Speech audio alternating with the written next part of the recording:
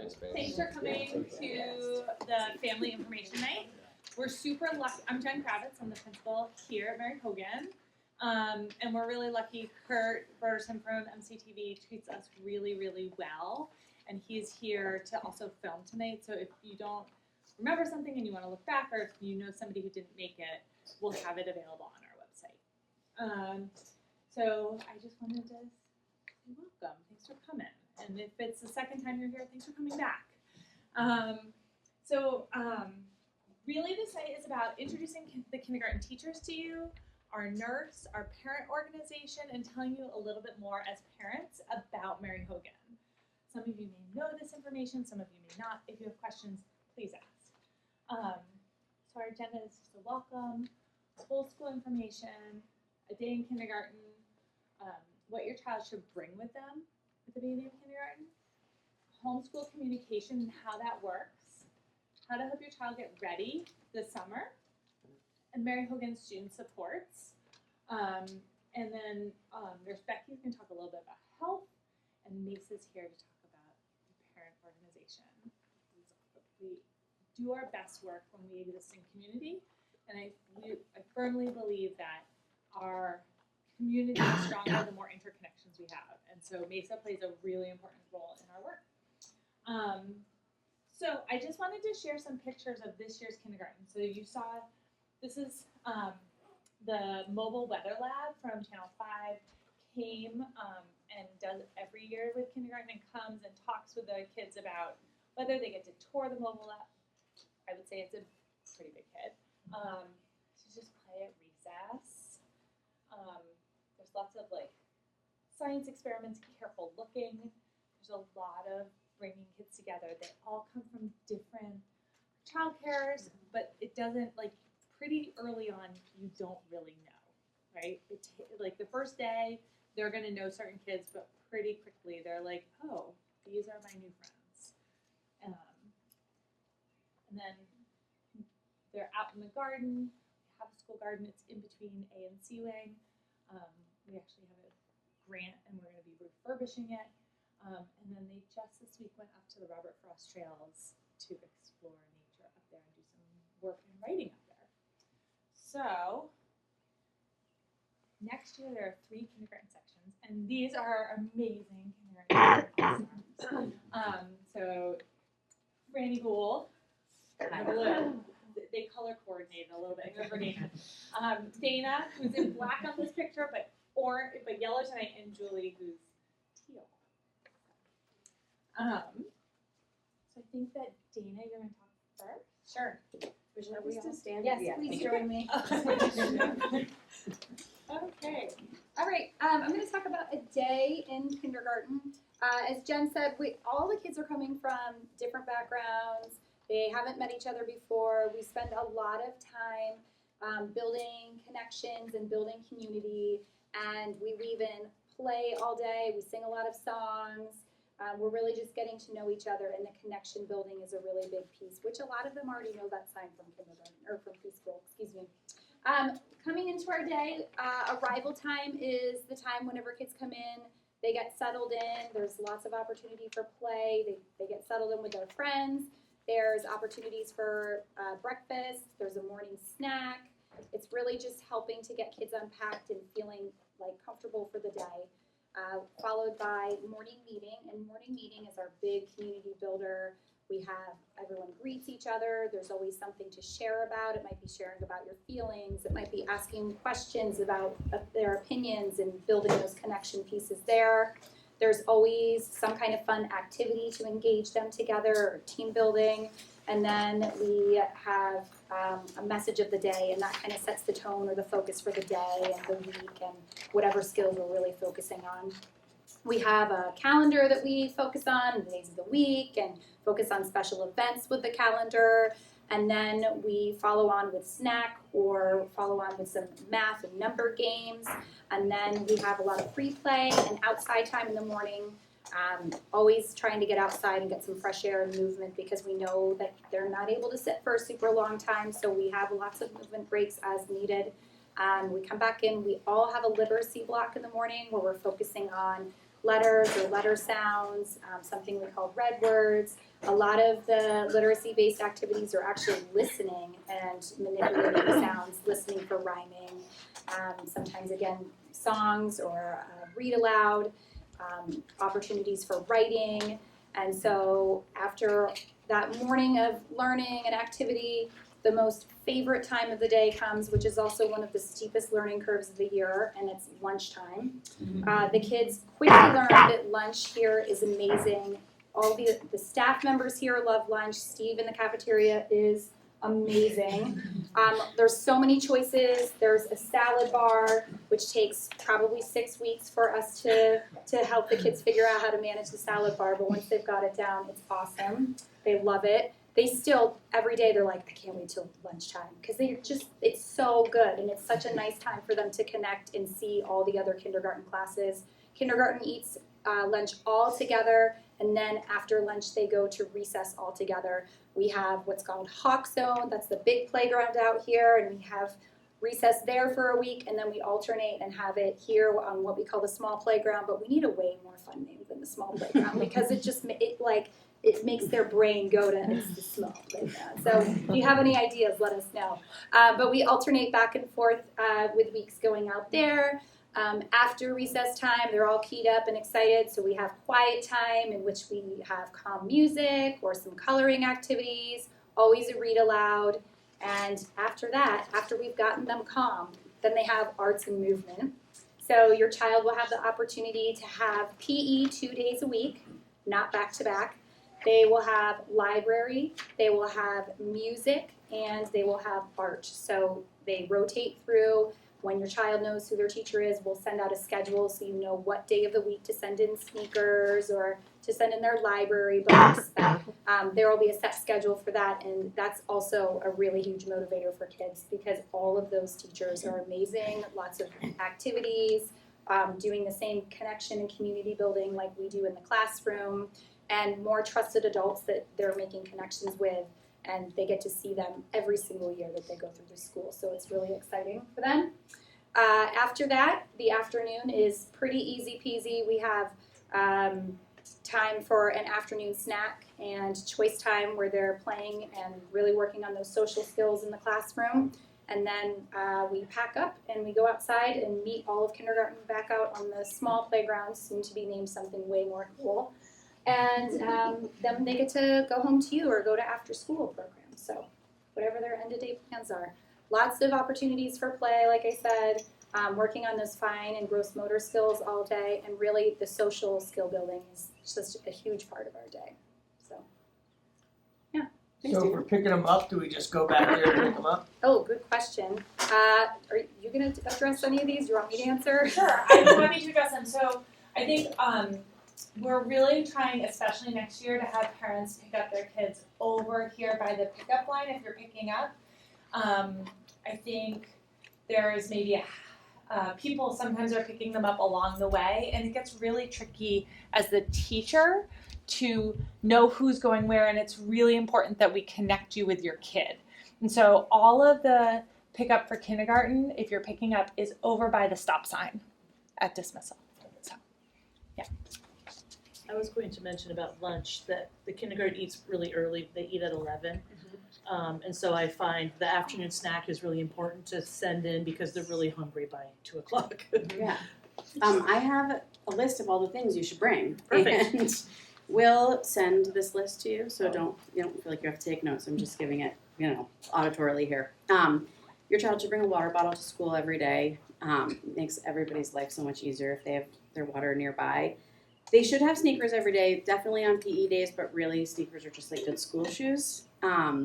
And a change of clothes, including socks and underwear. All of those things, I think we agree, we're pretty flexible about leaving here. So if it's easier for you for them not to carry back and forth, they can tuck those things away in their cubbies. But you should label even like each sock, especially if they're special socks, with their full name so that they can get back to them. And a snack, like Julie mentioned, we have snack in the afternoon, and they are hungry again by the time it rolls around. So yeah, just something that's going to give them a little boost of energy to get through the afternoon. And then they can pack their lunch if they choose not to get school lunch. So you'll send in lunch. I guess one thing I should mention is that we're a banana-free school, which is including smoothies, banana chips, banana so bread. no banana products. There's There's like a life-threatening allergy, so we've tried other remediation, but this is like, you can send peanut butter, but Yeah. please no banana. And then I think the most important thing is they need a backpack to carry all these things, and they really need a full-sized backpack. So if your kindergartner is particularly small, it should look like a joke backpack on the first day of school. But then we'll put their folder, which I'll talk about, all of that stuff that I've mentioned. They're going to draw so many things. Their friends are going to draw things and give them to shove in their backpack. Then they'll get some rocks from the playground and put those in their backpack. You want to make it really easy for them to pack up. So really, like a big backpack is really helpful. And that leads me to good ways to communicate with us. We have a red communication folder. We all send it home on Friday afternoons, and then we hope that it will come back on Monday mornings. We'll put a newsletter in it, so things that are happening in our classroom. We might pop in a little note from Jen or from Mesa or from someone else who wants you to get this information, so you'll hopefully check on the weekends and send it back. You can also send us notes in that folder. The best way to get in touch with us is to email us. So when you know who your teacher is, we'll send you a hello email introducing ourselves. Even if you want to email us to say, can I have a call? That's just the best way. We check daily. We can't always reply daily, but we are pretty good about reading them and getting back to you as soon as we're able. Can I just add, sorry. Sure. If you have questions like about photos or things like that seem school-wide, your child's teacher is always the best point person for things like that. Or you're like, oh, field day is coming up on Monday. If you had questions about it, talking with your child's teacher, sometimes people email me, but I usually will direct you to the teacher because I don't always have all the information specific to the class. Also fair to say that we're fielding emails from, between like 15 families, and Jen can't field, there's too many people. So it's just you'll get a faster response from us for sure. And then if you need to reach us urgently, if your dismissal plans are changing, the best thing to do is to just call the office so that Lori or Jill in the office can just get right to us and say, they're not going on the bus, don't send them on the bus today, those sorts of things. So email, folder, and calling if it's urgent are the best ways to reach us. Good? Yeah.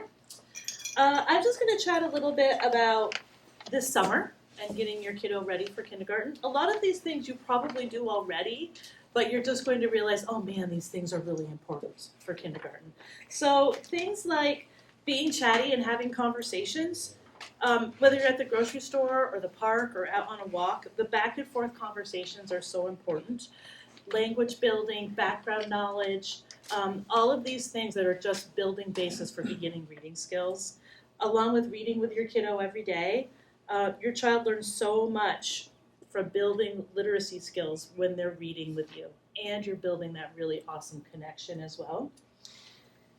Think about independent skills. We'd love them to be as independent as possible with things like bathroom skills and dressing and opening the things in their lunch boxes, separating from you, knowing their full name, following two-step directions, shoes and boots that they can manage on their own. If it's something that they need help with, like a belt that they love but they need you to help, it might not be helpful to wear that to school. So just think about them being as independent as possible. Be a kindergarten cheerleader. Play kindergarten at home. Go to the playground. Think of a fun way to say goodbye, like a secret handshake or something. Be enthusiastic about kindergarten. They're going to see your attitude towards kindergarten, and it'll come back to them. They'll know that you're just excited as they are. Play and learn together. Games, imaginative play, songs and chants. We love to sing in kindergarten, and it's one of their favorite things to do. Things outside like scavenger hunts. Really think about your experiences that you're going on with your kiddo. Library, hikes, going to the lake, going to the farmer's market. All of those things are building background knowledge and language and vocabulary, all these building blocks for beginning literacy. Be active, practice fine motor activities too, cutting and drawing lines and zipping, all those things that we work on as well, but they can start to build those fine motor muscles as they come to kindergarten. Keep up the play dates so that they can practice taking turns, sharing, listening, and cooperating, helping them learn what's acceptable behavior with other kiddos. And don't forget about sleep. About a month before school starts, start thinking about working towards that back to school schedule with bedtime and wake up. 5-year-olds need 11 to 12 hours of sleep per day. And it is a full day here at school all day. And I always think about all of a sudden they are making so many more transitions during the day than they ever have before. And it can be exhausting. Those first 6 weeks of school, I'm not sure how we are standing at the end of the day, and often they are just wilting at the end of the day. So know that when they get to you, they've held it together all day long for us. Then they're going to come to you. They're unconditional love person. So just make sure they're getting the sleep they need so they're ready for a full day of fun and learning with us. Make sure you get the sleep you need. Yeah, yes. That's all I have. Thanks. Thank you. I wanted to make sure that you all saw, I know Stephen welcomed you, but our assistant principal is Stephen McKinney. He's great. He's been, if you have a child who is having a transition meeting because there's a plan of some sort, he's been going to all of them, so he knows a lot of your children, like on paper, and I think we're both super excited.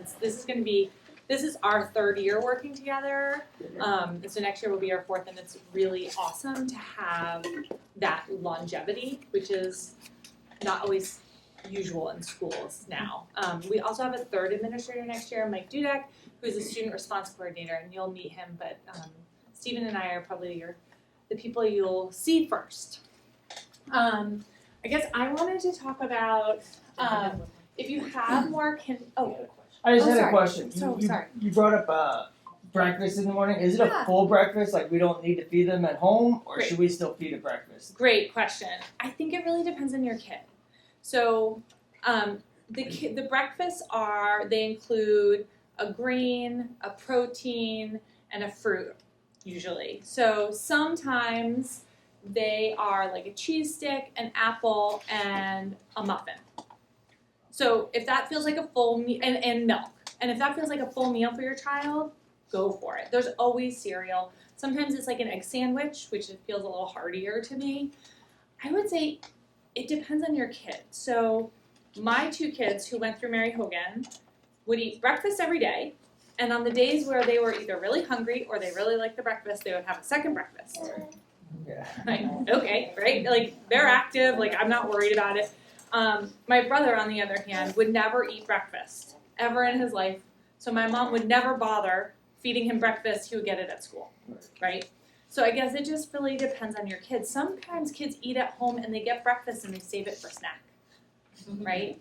So, like, that's It's also another free. strategy. It's free Right. again, and lunch is free. I didn't Right. mention that. I was Yeah, thinking time-wise, waiting for waking yeah. up late. If like we Yeah. don't Right, feed and them, if it's you- like and we're your in a hurry. schedule. Like Right, and I would say that that's also true. Like, kids come in, and sometimes kids come in and they're like, I didn't get breakfast at home, and they're late, and they've missed, like, the breakfast time, and we always make sure they get breakfast. And usually breakfast is delivered to the kindergarten classrooms, so they don't even have to go get it anywhere necessarily. So it's just in there. Is that, what do you guys think? Yeah, absolutely. Yeah. Food first. Yeah, and I would say often, like, even when you think, I would say often, like, you can tell your own kids when they're getting a little hangry, Yeah. right? And so just, like, feeding them is helpful for them. It's a basic need. Another Oh, yes. Okay, great. So I remember when I went to school here, we would sign up for lunch. Is that still a thing? Yeah, so do you guys want to talk about how you do that? Oh, I think we all probably do it a little differently. Signing up in the morning. How do Yes, you sign up but for we- lunch? They come in and we ask them, are you having a home lunch or a school lunch? In the beginning, if they say home lunch, we check to make sure they have lunch. Yeah. 'Cause they, That's good. And then in our class, we just tell them 3 choices. Yeah. And then say, they're like, what's goulash? I'm like, okay, let me talk about goulash. Like, there's a little description, and then they can select and we put the order in. If they get to the cafeteria and it's like really not looking, you know what I mean? Like, there's the salad bar, there's always options. Yeah. And there's always soup. And the soup is pretty good. And I would say the soup generally expands kids' palates because it's free. Like it doesn't even count as part of a meal. Like you can just get soup and they try it and generally like it. There's also chocolate milk, which is a very important thing. Sandwich Yeah. option. Yes. I think you probably said this, but what time was breakfast for the kids? So breakfast is so I will mail you something in the middle of the summer clarifying all this. I will say this year you can arrive early to school at 7:50, and from 7:50 to 8 they can eat in the cafeteria. And so I would say at the beginning of the year, very few kindergartners did that because it's a lot of like 4th and 5th graders and they were like feeling a little nervous. But now some kids do. They come right in, they're very comfortable with their older colleagues, older students, and we'll have breakfast. And then we'll probably have breakfast again in their classroom. And that's okay. Yeah, we do offer it in the classroom. And they do have And you can't make And that so side. then the rest of breakfast is, when are you guys doing breakfast? Because I think, are we all on the same, I think we all do it at arrival, so. Elena does hers a little later. Now, if I have students that I know haven't eaten breakfast, they eat right whenever they come in because they'll tell me, or you can tell. Or they're grumpy. I'm a parent, I get it. But we usually have snack in my room around 9, and if we still have the breakfast option, so kids can eat like whatever breakfast was as a snack then. other questions? You guys are asking great questions. Okay. So amazing things happen at Mary Hogan, and there will be these opportunities for you to be part of those. And some of them are our all-school meetings. Kindergarten usually runs the all-school meeting that's at the end of the year, so they're older and they're ready to lead us. But they do. They just led the whole school in all-school meeting, and it was one of the best all-school meetings of the year. We just sang together. Right? Like, Sing and it's dance. true. We sang and danced. Every All year. 500 of us basically with staff and everything. Like, it was really fun. But if you want to help at Mary Hogan, and I'll send this out to you guys afterwards, there's a form that you have to fill out to say you're interested. And you can say what you're interested in. And if you want to volunteer at more than just Mary Hogan, you can say that too. And then there are 2 different levels of being a volunteer. You can be a supervised volunteer, which is usually like if you're going to help in a classroom, but it means you always have to be with a staff member supervising you. You can't even take a child other than your own to the bathroom. If you want to go on field trips, you would sign up to be an unsupervised volunteer. And so there's a background check for both of them. But for the unsupervised volunteer, you also have to get your fingerprints done, and really it's about protecting your children. And you only have to do it once in your child's whole career. You just have to say every year, yes, I still want to be on that list. Does that make sense? So it's pretty easy to do. Yes? What if we already have our fingerprints done from our job? It is a great question. I looked this up because I was trying to hire people when I first got here, and I was like, you did your fingerprints at Mount Abe District, and now you're here, and why can't we use them? This is ridiculous. And there's actually a federal law that says we can't transfer fingerprints. So, like, I worked in Rutland City, and now I work here. They didn't work. I was going to adopt a child. I got my fingerprints done. I still had to do them again. Yep. So, unfortunately, right. the school district will will reimburse you if you do the fingerprinting because it's like $14 and $13. There's some like weird payment system at the sheriff's office, but we will reimburse you for that. It's not super smooth. Like, if I'm going to be honest, like it's not super smooth to sign up. But once you're done, like you're literally done for the next 13 years as long as you sign up every year. Yeah. And so even if you're like, I don't know if I have time this year, but maybe I'd like to when they're in 5th grade. I don't know. I always encourage parents to do it. Yes? How do holidays work? Tell me more. Like, do we celebrate holidays? Great question. So in our family handbook, our practice has been that we don't celebrate holidays as a school because we have so many people who believe so many different things. So, like, we don't celebrate Halloween or Valentine's Day. And I would say those are the 2 that people want to celebrate the most, I think, here. And it's not that we don't talk about them. It's not that we don't acknowledge it. And we might be doing, like, in February, stuff about, like, kindness all month. But I think That's our general practice. Yeah. So. Like what Jen said, it's not that we don't talk about them, of course we talk about them. And you might say, are because you the going kid- trick or treating yeah, tonight? Because the What are you kindergartners gonna want to talk about it, Right. right? But we're not having a Valentine's party, right? But of course we talk about it because the kids bring it up and want to talk about it. Yeah, we still do kindness activities, Yeah. right? And we don't dress up to Halloween, but we dress up for the readathon as Right, your favorite there's- book character. So. Right, so there are Yeah. these like school holidays, if you will, that where kids do get that experience, but they're really based on Mary Hogan stuff. So, yes. Actually, do you still do like Valentine cards or no? No. No? Okay. Would So they you get don't even kicked need to out buy- if they did? Like, do they get in trouble? No, I don't say, but I generally will say like you can do that outside of school.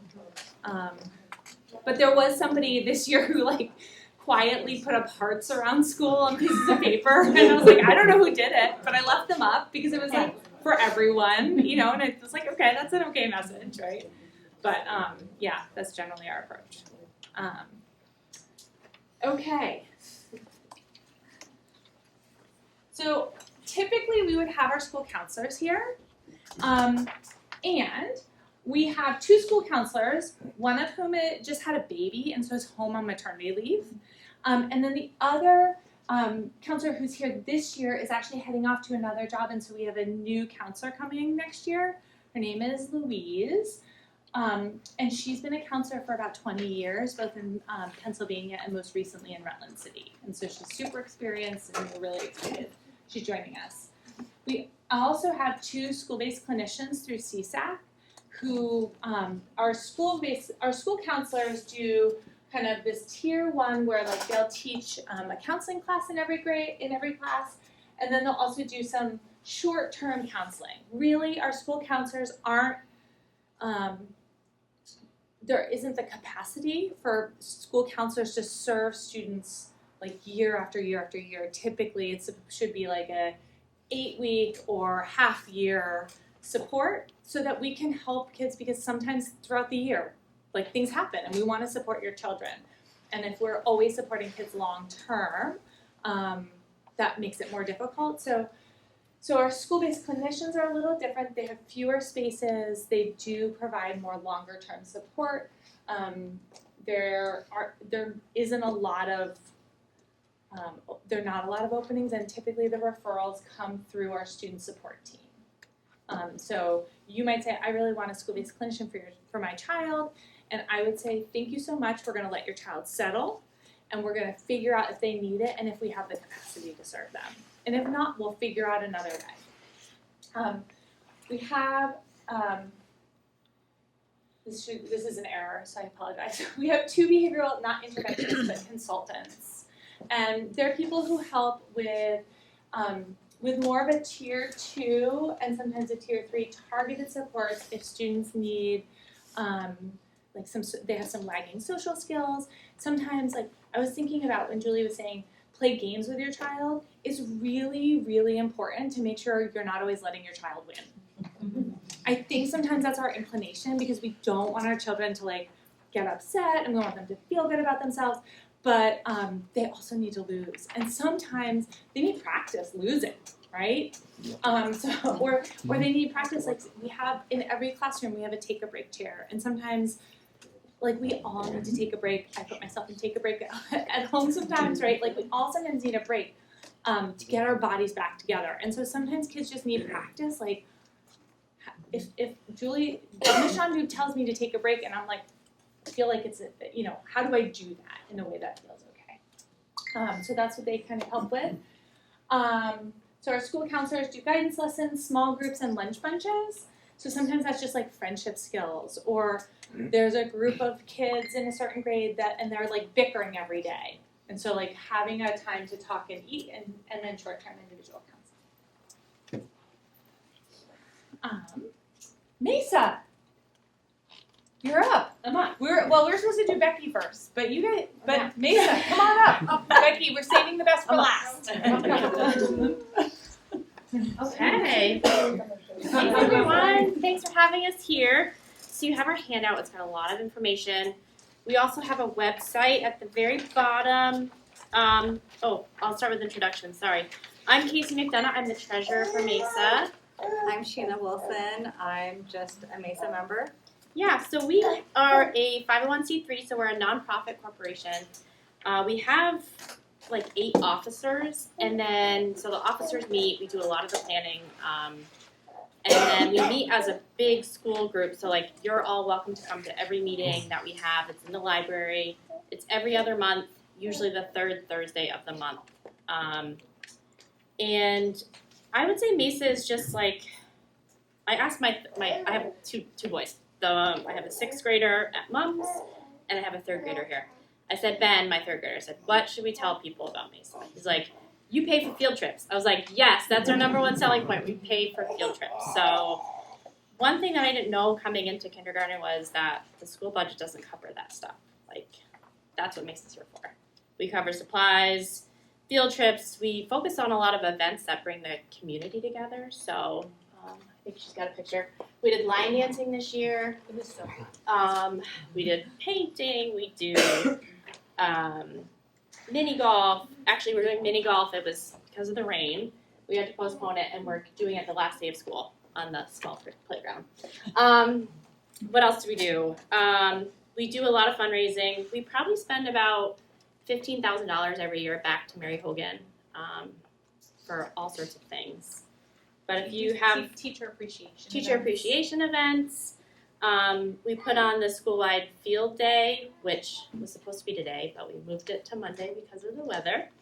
What else do? We do some other fundraising. We do the readathon. So the readathon is generally our biggest fundraiser. It happens in February. We focus on reading. So we bring in authors. We have the book fair. We do a dress-up day. We bring in mystery readers.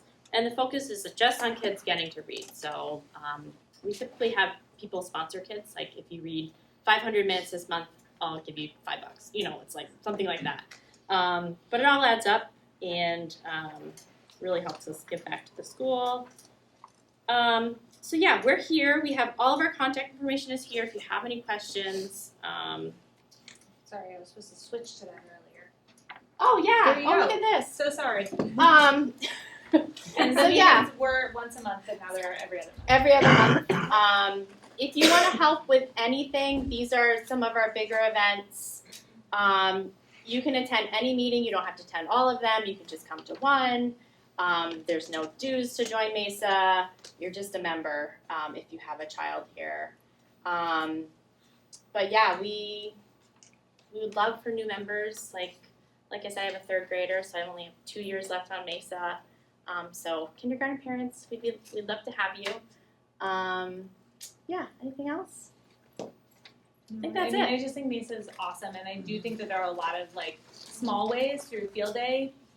How many volunteers do you have for field I have about 50. 50 different parents are volunteering to help out at field day, and that's a one-day thing, right? Whereas the readathon, helping organize it, might be multi-day. And the readathon, there are prizes. So if you read a certain amount, and that's like reading or being read to or listening to audiobooks, this year they all got donuts to the bagel bakery, and then there are also get pulled for prizes. So this year I had a principal of the day. One kid won a principal of the day, and I put them to work. They did some duties. They wrote part of the newsletter. They went to meetings with me.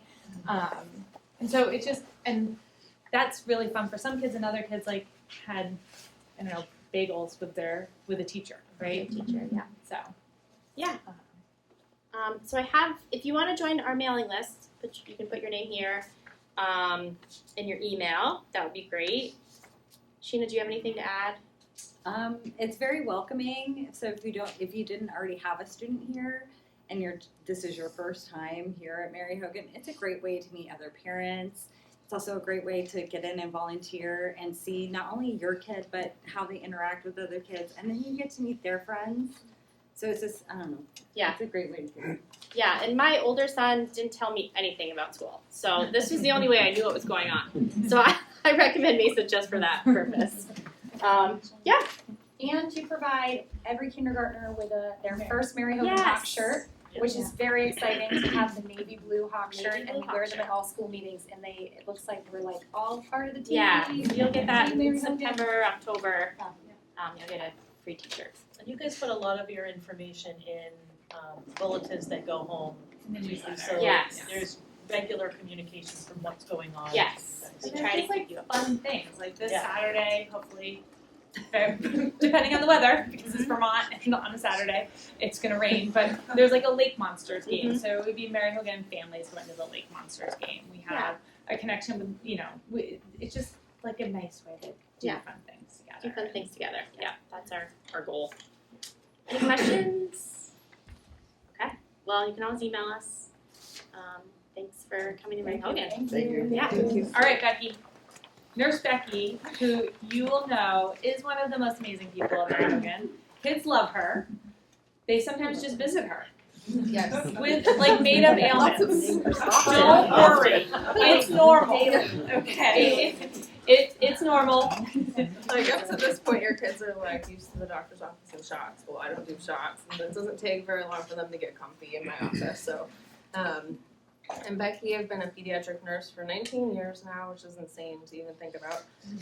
But I started here in 2018. I have 4 kids of my own, and my youngest is here, the 4th grader. My oldest is graduating next year. I started in Cleveland, Ohio. And then moved here in 2014. You can find me at Porter Pediatrics on weekend mornings sometimes, and I have a good relationship with them, and also the providers at Rainbow. I work with them a lot too.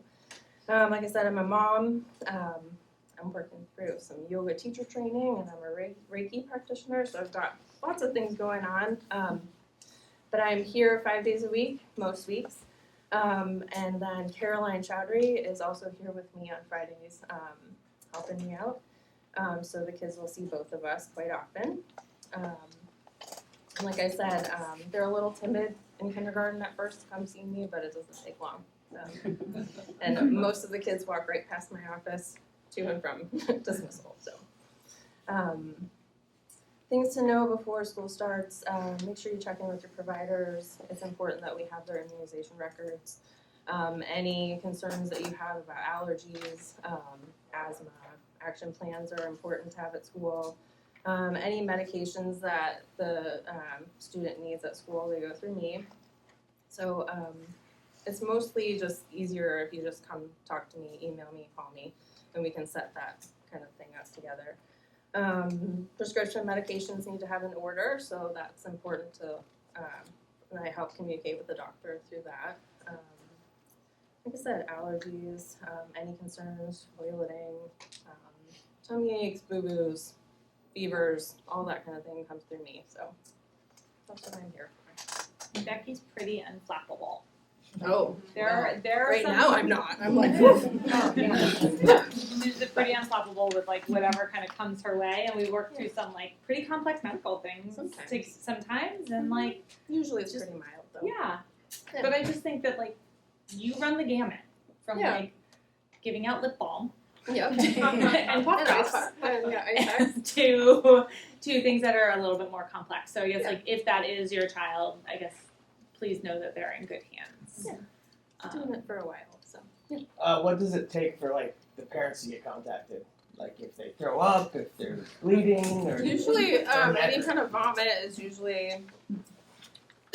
I like to use my clinical judgment. If a kid's been spinning around on the merry-go-round outside and throws up after lunch, I'm like, all right, let's give it some time. If they clearly look sick to me, then I will call you.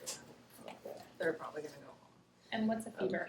Fever, 100.4 or greater. If there's other things going on, and again, I'm like, something's not right, and it's like 100 or, slightly elevated, but the kid's just like completely toast, then I will call you and be like, let's talk about this and maybe get them a day to rest. so if they're coughing with no fever, they could come in. If it's not hindering their learning, or if they can get through it relatively well, then yeah, it's okay. I think it's case by case for me. And Becky, we want to make sure they don't bring things like cough syrup in their bag or Yeah. and even like cough drops. If there's Yeah.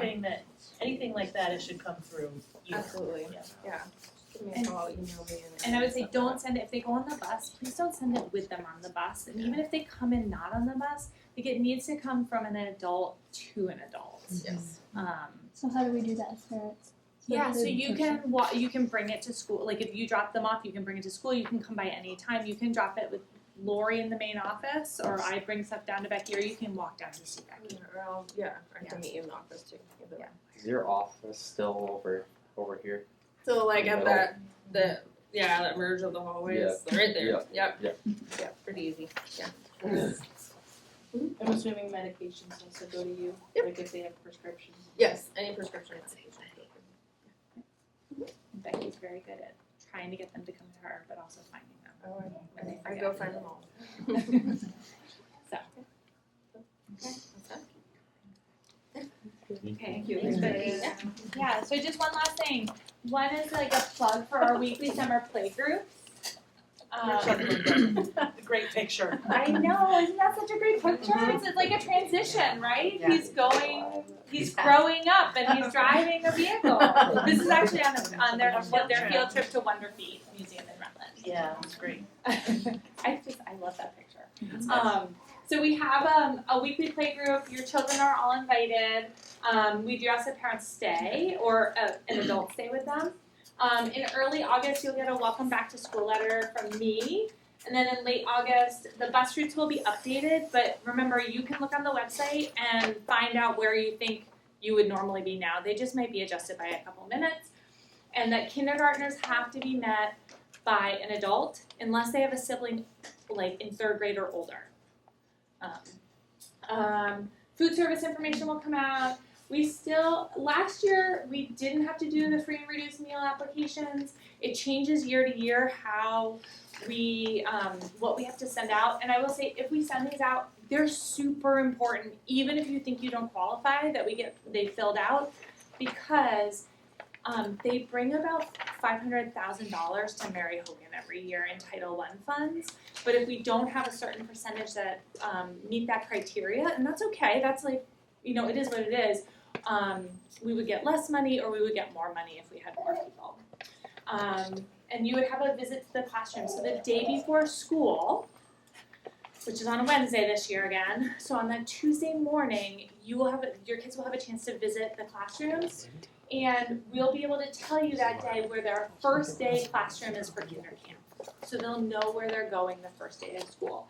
And the first 3 days of school are kinder camp, so they'll be in slightly different configurations each day. That will feel a little hard and a little unsettling, but it's really important that we get the mix of kids right.